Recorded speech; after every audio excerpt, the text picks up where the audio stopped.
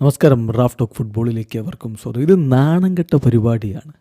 ഒന്ന് തൊട്ടപ്പോഴേക്കും അയാൾ എന്തൊക്കെയാണ് കാട്ടിക്കൂട്ടുന്നത്.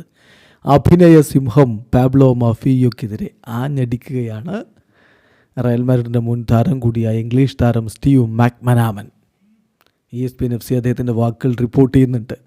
അതോടൊപ്പം തന്നെ കഴിഞ്ഞ വലൻസിയക്കെതിരെയുള്ള മത്സരത്തിൽ വിനിയെ അവരുടെ ഗോൾ കീപ്പർ ടോൺ ചെയ്തിരുന്നു. അതിന് വിനി പ്രതികരിച്ചു. അദ്ദേഹത്തിൻ്റെ തലയിൽ പോയി അദ്ദേഹം ഇടിക്കുന്ന കാഴ്ച. പക്ഷെ അത് അത്ര ശക്തമായിട്ടുള്ള ഒന്നും ആയിരുന്നില്ല. മൈക്ക് ടൈസൺ ഇടിച്ചിട്ട പോലെയാണ് അന്ന് ഗോളി വീണത്. ഇതൊക്കെ നാണം കെട്ട പരിപാടിയാണ് എന്നാണ് ഇപ്പോൾ മാക്മനാമൻ പറയുന്നത്. അദ്ദേഹത്തിൻ്റെ വാക്കുകളിലേക്കൊന്ന് പോവുകയാണ്. സ്റ്റീവ് മാക്മനാമൻ പറയുന്നു, ദിസ് ഈസ് ഡിസ്ഗസ്റ്റിംഗ് ഫ്രം മഫിയോ.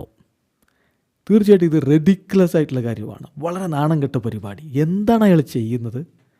ഇപ്പോൾ കഴിഞ്ഞ മത്സരത്തിൽ വിനീഷ്യസ് ഗോൾ കീപ്പർ തൊട്ടു, ഏതാണ്ട് കഴുത്തിൻ്റെ ഭാഗത്ത്. എന്നിട്ട് എന്താണ്, അയാൾ വീഴുകയാണ്.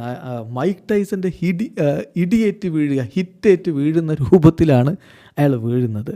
This is the same. അതുപോലെയാണ് ഇവിടെ ഇപ്പോൾ ഇയാളും മഫിയോയും ചെയ്തിരിക്കുന്നത്. ഇത് വളരെ പാത്തറ്റിക്, പരിതാപകരമായ കാര്യമാണ് എന്ന് തന്നെ പറയുന്നു ഇപ്പോൾ സ്റ്റീവ് മാക്മനാമൻ. യഥാർത്ഥത്തിൽ വിനി ആൻസെറ്റ് ലയിക്കാൻ വേണ്ടി മനഃപൂർവ്വമാണ് മഫിയോ അവിടെ ഒരു കോൺടാക്റ്റ് ഉണ്ടാക്കുന്നു. പിന്നെ ഇങ്ങനെയുള്ള പ്രശ്നങ്ങളൊക്കെ കളിയിലുടനീളം ഉണ്ടായി.